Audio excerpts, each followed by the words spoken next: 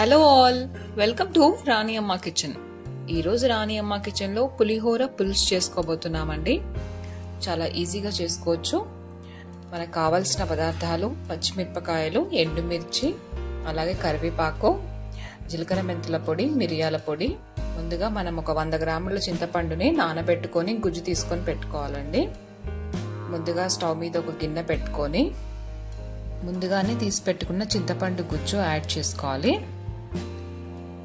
ఇప్పుడు ఇందులో ఒక 1/2 టీ స్పూన్ పసుపు, అలాగే ఒక 1/2 టీ స్పూన్ కారం, అలాగే 2-3 పచ్చిమిరపకాయలు, అలాగే ఎండుమిర్చి, తర్వాత కరివేపాకు వేసుకొని ఒకసారి కలుపుకొని మరగనివ్వాలి. కారం అనేది మనం తినేదాన్ని బట్టి, కారం అయినా పచ్చిమిరపకాయలు, ఎండుమిర్చి తినేదాన్ని బట్టి అడ్జస్ట్ చేసుకోవచ్చండి. ఇప్పుడు ఒకసారి మూత పెట్టి ఒక 5 నిమిషాల వరకు మీడియం ఫ్లేమ్లో పెట్టి మరగనివ్వాలి. ఇప్పుడు 5 నిమిషాలు అయ్యింది కదండి. ఇప్పుడు ఇందులో మిగతా పొడులన్నీ యాడ్ చేసుకుందాము. ఇది 1 టేబుల్ స్పూన్ జీలకర్ర మెంతుల పొడి, అలాగే 1 టీ స్పూన్ మిరియాల పొడి, అలాగే 1 టేబుల్ స్పూన్ ఆయిల్ వేయాలి. వేసి ఒకసారి కలుపుకోవాలి. పులుసు బాగా చిక్కపడేంత వరకు మరిగించుకోవాలండి. మరోసారి మూత పెట్టి ఒక 5 నిమిషాల వరకు మరిగిద్దాము. ఒక 5 నిమిషాలు అయిపోయింది. చూసారా, బాగా మరుగుతుంది.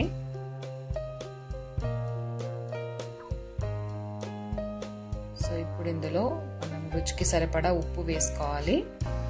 మరో 2-3 నిమిషాల వరకు మరిగిస్తే పులుసు బాగా చిక్కపడిపోతుంది. పులుసు చిక్కగా అయిందండి. ఇప్పుడు దీనికి తాలింపు వేసుకుందాం. ముందుగా స్టవ్ మీద గిన్నె పెట్టుకొని అందులో ఒక 5 నుంచి 6 టేబుల్ స్పూన్ల వరకు ఆయిల్ వేసుకోవాలి.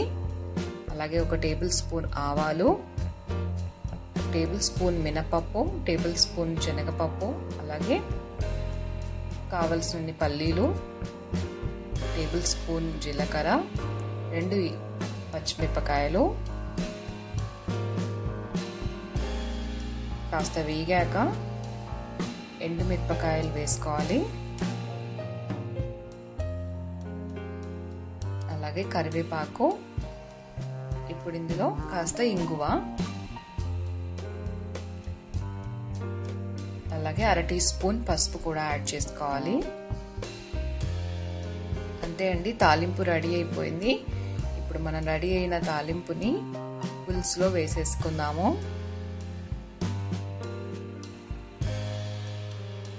ఇప్పుడు పులుసు బాగా చిక్కపడిందండి.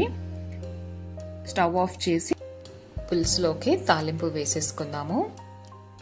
పులుసు చల్లబడే కొద్దీ చిక్కగా అవుతుందండి. సో ఇప్పుడు ఇందులో మనం తాలింపు వేసేసుకుందాము. అంతే అండి, ఎంతో సింపుల్గా రెడీ అయిపోయింది మన చింతపండు పులిహోర పులుసు. మీరు కూడా తప్పకుండా ట్రై చేయండి. చాలా చాలా టేస్టీగా ఉంటుంది.